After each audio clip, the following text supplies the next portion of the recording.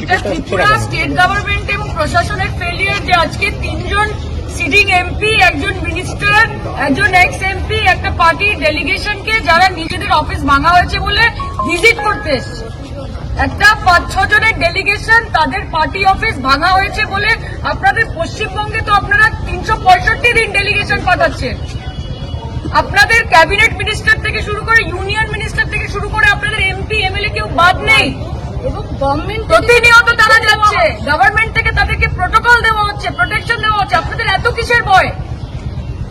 আমরা এখানে কি আজ ইলেকশনের জন্য এসেছি না কিসের জন্য এসেছি? যে এখানে একটা 6 জনের একটা ডেলিগেশনকে আপনারা পার্টি অফিস অব্দি যেতে দিতে পারছেন না, যে আপনারা ফোন করে করে সব ড্রাইভারদেরকে হুমকি দিচ্ছেন। এত ভয়, এটা থেকেই বোঝা যায় যে মমতা বন্দ্যোপাধ্যায় কত বড় লিডার, তার প্রভাব এবং প্রতাপ কতটা, এবং গণতন্ত্র পশ্চিমবঙ্গে কতটা। যে আপনারা এখানকার ত্রিপুরার লোক থেকে শুরু করে যারা চাকরির জন্য, যারা পড়াশোনার জন্য, যারা চিকিৎসার জন্য পশ্চিমবঙ্গে যাচ্ছে, তাদেরকে আমরা বুকে টেনে নিই, তাদের জন্য সবকিছু ফেলিসিটেট করা হয়।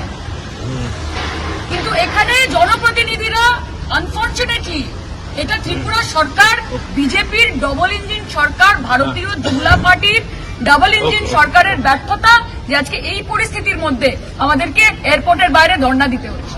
জনপ্রতিনিধিদের গাড়ির নিরাপত্তা দিতে পারছে না, সাধারণ মানুষের নিরাপত্তা কি করে দেবে?